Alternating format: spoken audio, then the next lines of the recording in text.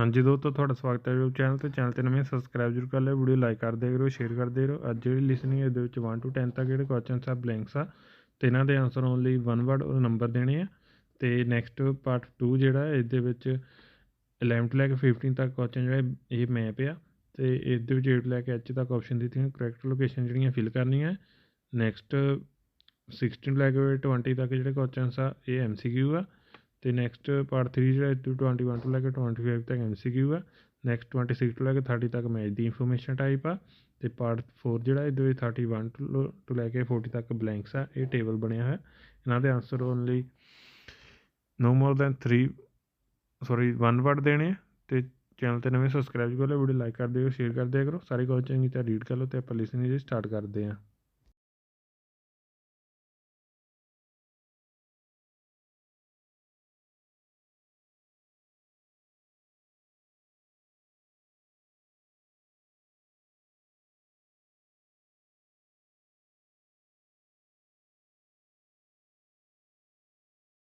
Part 1.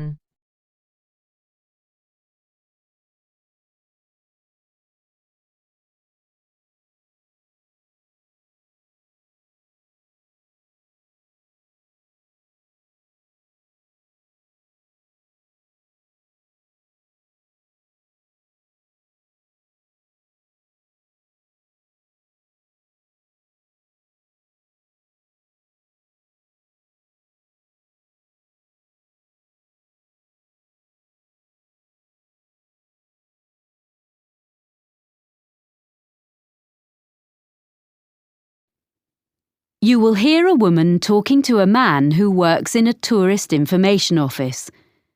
First, you have some time to look at questions 1 to 6. Pause the recording for 30 seconds.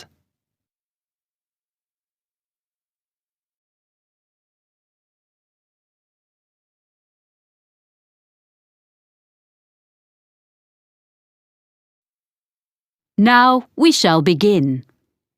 You should answer the questions as you listen, because you will not hear the recording a second time. Listen carefully and answer questions 1 to 6. Good morning. Can I help you? I hope so. I have a friend in Spain, and her 2 daughters are coming to the city to study for a month. So I thought the Tourist Information Center was the best place to ask about hostels. Can you recommend any? Of course.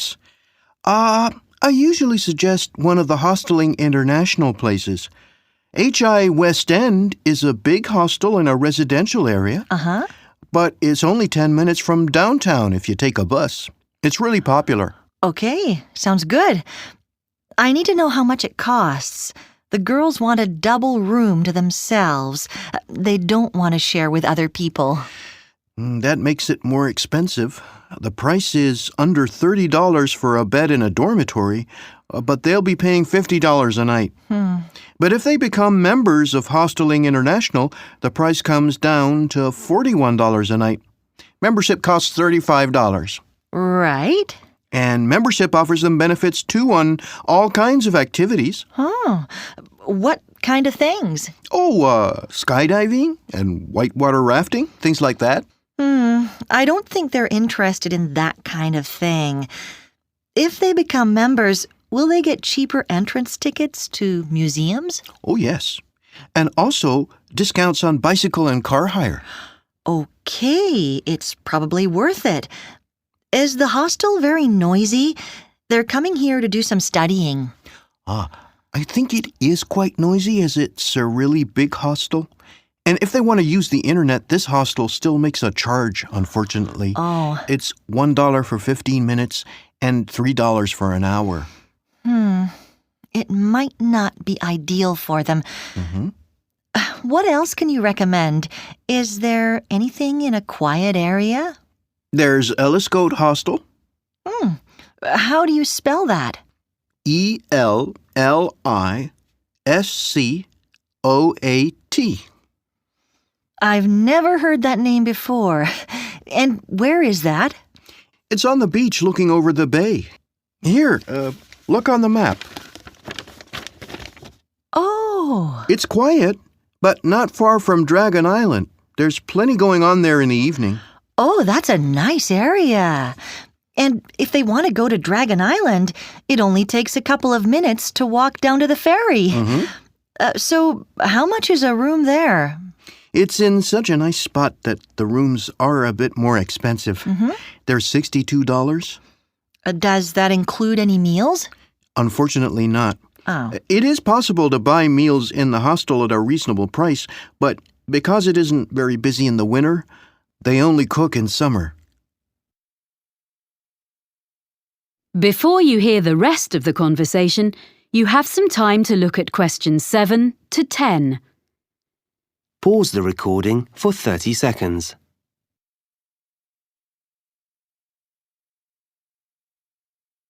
Now listen and answer questions 7 to 10. Oh, I think I know the place you mean. It's an old building, isn't it? Yes, it's well known as it's one of the oldest in the city. There's been a hotel there since 1887 when it was first built. It was turned into a hostel in 1985, and they've invested a lot of money restoring it inside. They'd like that. But I'm just looking on the map at where their college is. It's right in the center. It is a bit far for them from there. The hostel actually has scooters for hire at a very good price, so they could do that. It would be quicker than cycling or walking to the center. It is a bit expensive, but it sounds like the best one so far, unless there's something a bit cheaper. Okay, what about the backpackers hostel? That's not so expensive. It's in a side street in the entertainment district. They wouldn't need to go far to find everything they want. They could walk everywhere. And it's very reasonable. Only $45 and another $5 if they want to have breakfast. But what about other meals? There's no cafe, but on each floor in this hostel, there's a kitchen for residents to cook in. Oh. I'm not sure how well equipped they are, but it should be fine for basic meals. Well, that's really very helpful. I'll pass all this information on now. Do ask your friends to ring me if they need to know anything else. I will. Thank you. That is the end of part 1. You now have half a minute to check your answers. Part 2 ਜਿਹੜਾ start ਹੋ ਚੁੱਕਾ ਇਸ ਦੇ ਵਿੱਚ 11 ਤੋਂ ਲੈ ਕੇ 15 ਤੱਕ ਜਿਹੜੇ ਕੁਐਸਚਨਸ ਆ ਇਹ ਮੈਪ ਆ ਅਤੇ ਇਸ ਦੇ ਵਿੱਚ A ਤੋਂ ਲੈ ਕੇ H ਤੱਕ ਆਪਸ਼ਨ ਦਿੱਤੀਆਂ ਹੋਈਆਂ ਇਹਨਾਂ 'ਚ ਕਰੈਕਟ ਲੋਕੇਸ਼ਨ ਜਿਹੜੀਆਂ ਫਿਲ ਕਰਨੀਆਂ ਸਾਰੇ ਕੁਐਸਚਨ ਚੰਗੀ ਤਰ੍ਹਾਂ ਰੀਡ ਕਰ ਲਓ ਅਤੇ ਪਾਰਟ 2 ਜਿਹੜਾ ਸਟਾਰਟ ਕਰਦੇ ਹਾਂ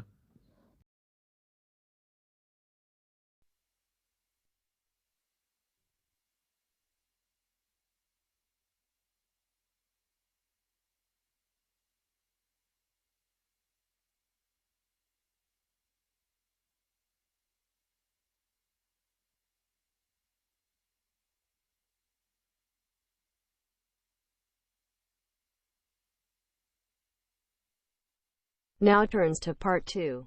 Part 2. You will hear an audio guide to a public library. First, you have some time to look at questions 11 to 15. Pause the recording for 30 seconds.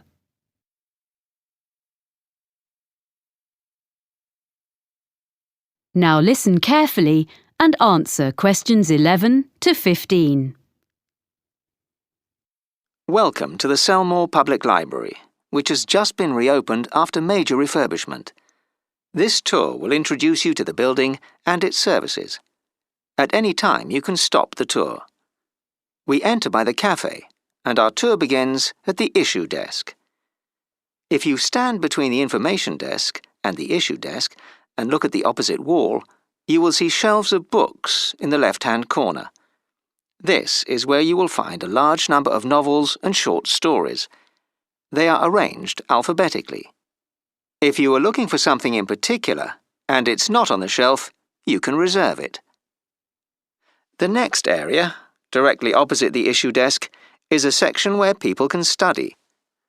The library provides computers for users free of charge on the next floor, beside the reference books. but this area is for people to use their own laptops. You should ask for the Internet passcode at the information desk. In the right-hand corner of this floor, there is a cafe. A selection of daily newspapers is always available there, but you can also take magazines into the cafe to read while you have a drink. You will find these on the racks to the left of the cafe, and there is a large selection. They are for reference only and cannot be borrowed, but you are welcome to photocopy any articles of interest. We ask you to return them when you have finished. You are not allowed to take fiction or any other books from the shelves into the cafe. Next to the cafe is the exit door leading to the stairs and escalator to the other floors. The largest collection of books in the library is fiction, and the next largest is non-fiction, which is in the corner of this floor opposite the cafe. These can all be borrowed, as opposed to the reference books on the next floor, most of which cannot be taken out of the library, but they can be photocopied. There are several photocopiers available for this purpose downstairs in the basement.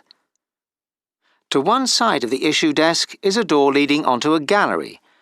This was added to the library as a public space where talks are given once a week on a Saturday by visiting authors of both fiction and non-fiction. It also houses the biography section. There are notices advertising the talks in the study area. Any books that you want to borrow should be taken to the issue desk. Before we leave this floor, I will give you some information about using the library. There are also helpful notices by the information desk. Before you hear the rest of the talk, you have some time to look at questions 16 to 20. Pause the recording for 30 seconds.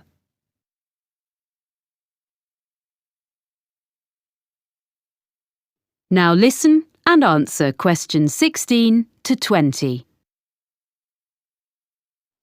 To join the library and take books out, you need a membership card. Take your passport or identity card, as well as proof of your home address, to the information desk and you will be issued with a card. After a period of 2 years, all readers are required to go to the desk with a document that has their name and current address on it, so the library can keep up-to-date records of where people are living. There's no need to show a passport again, and there is no charge for this, but any lost cards are charged at £5.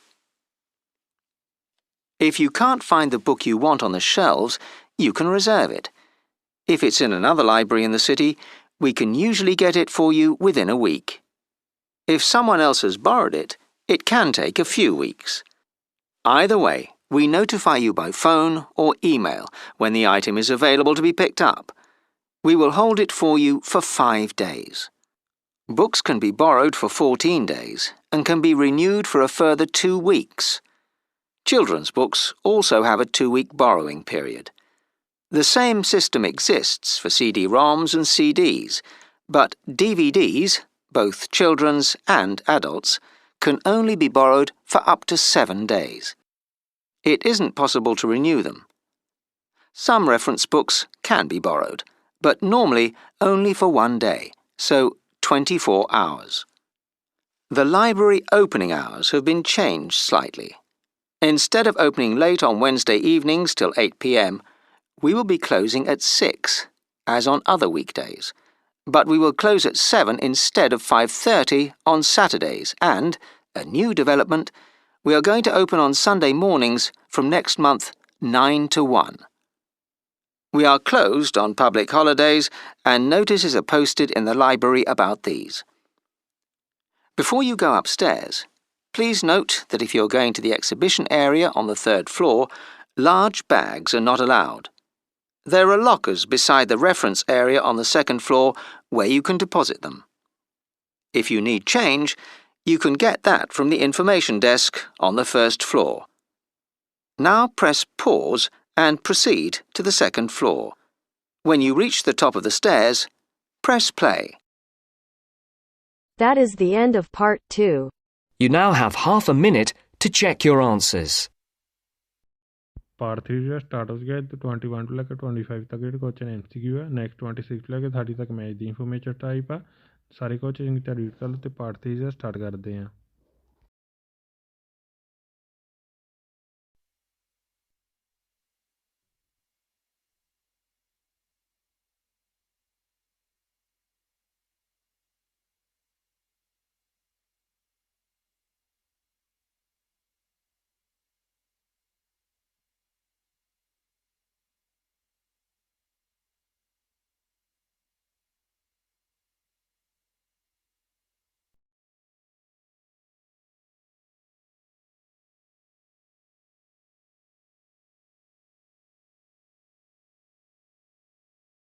Now turns to part 3.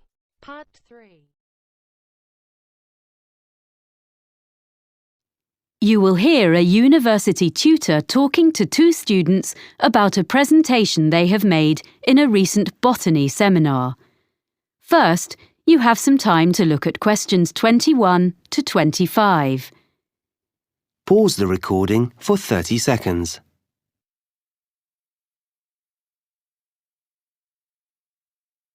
Now listen carefully and answer questions 21 to 25. Well, Anita and Lee, that was an interesting presentation you made about John Chapman. Thanks. There are a few points I'd like to run through before you write it up. One thing, which you didn't explain, was why you decided to do a presentation on this man who spread apple varieties across the US. Well, ages ago, we were chatting about stuff we'd read as children, and I told Lee the Johnny Appleseed story. I had these American storybooks when I was small. Then, when we were looking into the area of domesticated species of plants for our presentation, we realised that the introduction of the apple with the settlers in the US would be a good case study. And I remembered Chapman, so we looked up the real guy behind the legend. Right. I think that would have made a good intro. I thought it was too personal. Just a couple of minutes would have drawn your listeners in. Anyway, now a more serious point. You didn't mention the sources of some of your information. We used some books and journal articles and did an internet search and found some good sites. We've put them on the back of the handout we gave everyone at the end. Oh, let me see. Oh, here it is. Johnny Appleseed, Man and Myth, 1967. Well, the thing is, you really have to make this explicit when you talk. And anything you show, data you project from your laptop, etc., you must have the source on it. Right, OK. At least you have got it all documented. I was a bit concerned about that. Sorry. Anyway, now the content of your talk. What your listeners wanted to understand was whether there were apples in the US before the Europeans started to live there. Well, you told us the early settlers had brought young apple trees, but that few of them had thrived because the climate was harsh. But what about native species? I don't think you were very clear about species already there. According to what I've read, there were some crab apples, but that was all.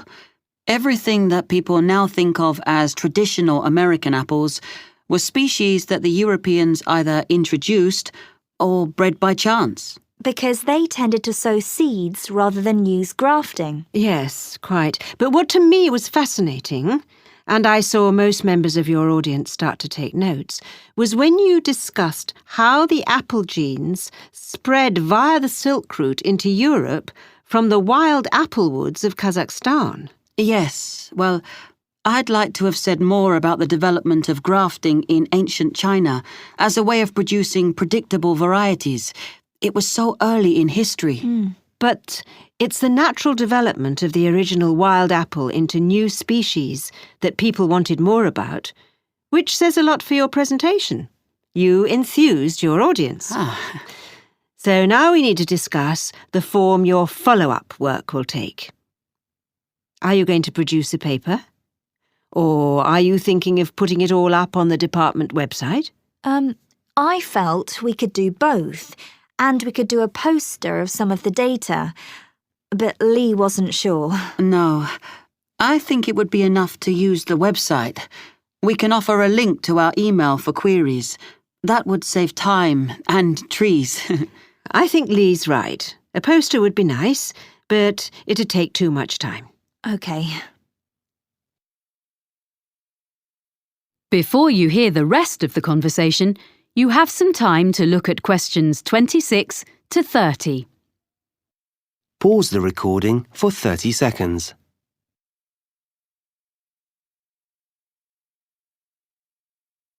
Now listen and answer questions 26 to 30. Now, I just want to give you a few pointers about the techniques of your presentation. Mostly, it was good. But there are a few things you need to bear in mind next time you do one. You both managed the hardware, I mean the projector and things, very well indeed, which is always a great help. Good. Oh, thanks. You'd obviously checked it out carefully. Yes. But unfortunately, we hadn't finished our maps when we did the practice on my computer at home. That's why there was some the wrong way up. We didn't realise the software on the laptop was a bit different from the one I have. But you sorted out the problem very quickly and didn't let it fluster you, so it wasn't a big problem. We could all read the map when we needed to. So it was OK, but we could have done better, we realise. There was a bit at the end where I felt something didn't go as you'd planned. Am I right? We had a few maps which we ended up leaving out because we needed to get on to our conclusions. Yes, it took longer to explain the technical aspects of grafting than we'd expected. So, sticking to the time limit for each part of our presentation is something we didn't manage at all. Which means we've definitely got to improve before we do another one. Yes. Apart from that, well, the handout was perfectly adequate for a seminar like this. It gave all the key information, and, of course, now I realise the sources are listed at the back. But you need to do those references in the correct format, as footnotes, in future. OK. Yes, sorry, we will. And finally, other students will be presenting projects later in the course. I shall be reminding them how well you both spoke, and that no one had any problem hearing or understanding either of you. In that respect, your talk was a model that the others can follow. Oh, thank you. Yes, thanks very much. This feedback has been very helpful. Well done, both of you. See you in a fortnight. Bye. Yes.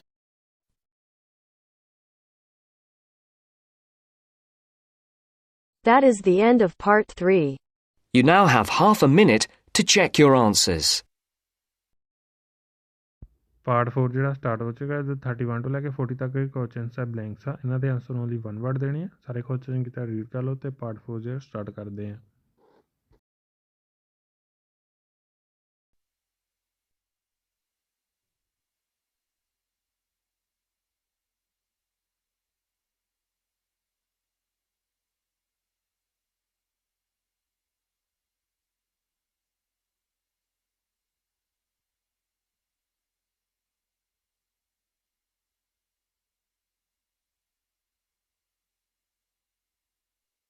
Now turns to part 4.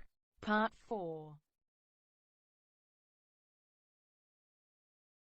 You will hear a lecturer describing some investigations into the sense of taste. First, you have some time to look at questions 31 to 40. Pause the recording for 1 minute.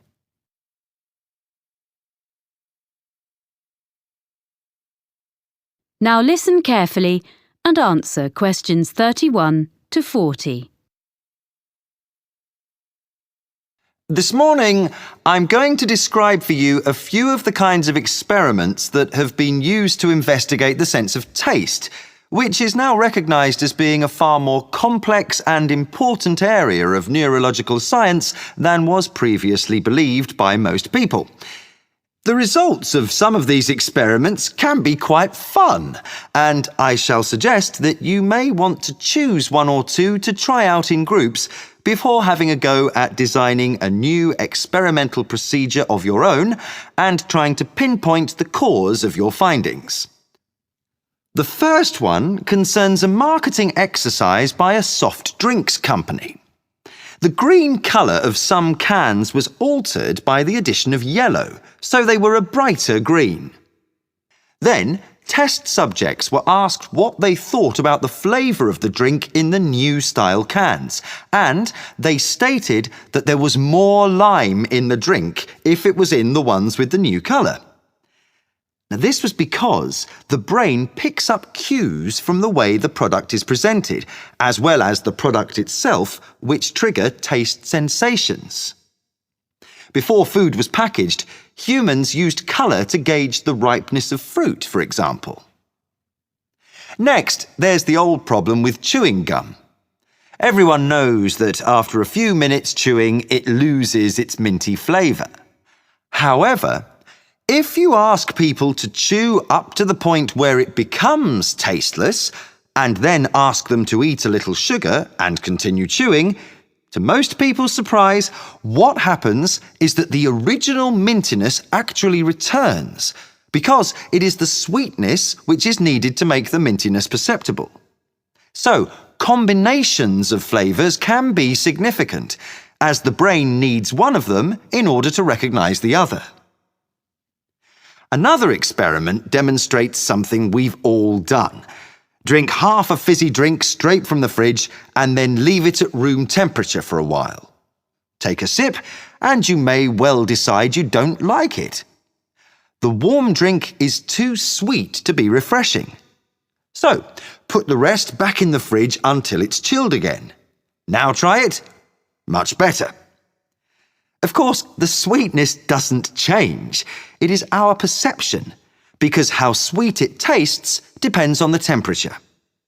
The extent to which the drink is sweetened is less evident if the drink has been cooled. Another interesting result has been derived from experiments with sound. One of these involved eating crisps. Subjects were put into soundproof rooms and given batches of crisps to eat. As they ate, the sound of crunching which they made as they ate the crisps was played back to them. This was adjusted so that they sometimes heard the crunching as louder, or at other times more high-frequency sounds were audible in the sound feedback that accompanied their eating. Fascinatingly, if the sound level was louder or higher frequency, they reported that the crisps were actually fresher. Of course, the crisps were in fact the same every time. So, it was clear that the level and quality of what they were hearing was influencing their taste perceptions. So, we've looked briefly at colour, at complementary flavours, at temperature and sound. It seems that all the senses are working together here. But what about the sense of touch? A number of experiments have been done in this area. If you take, for instance, cheese sauce and prepare different versions, some thicker and some thinner, but without any alteration in the strength of flavour, what do you think the subjects perceive? Yep. If the sauce is thicker, they'll say the cheesy flavour is less strong. It was clear that the thing that was influencing the subject's judgment about the flavour of the sauces was the texture of each one. Now, this result is important for dietitians as well as marketing executives. Lastly, another variation on the two flavours theme. This concerns the capacity of the brain for bridging a sensory gap. The subjects in this experiment stuck out their tongues so that the testers could drip two liquids onto them simultaneously, one strawberry flavoured and one sugar flavoured. The testers then took away each flavour in turn. When the sweetness was taken away, the subjects reported they could hardly taste anything. But they continued to think they could taste strawberry even after it was taken away. So that taste gap was filled. Well, that's just a quick look at some of the examples in the current literature. The references will be in the handouts you'll get at the end of the session. Now, let's see about trying a few of them for ourselves. That is the end of part 4. You now have half a minute to check your answers.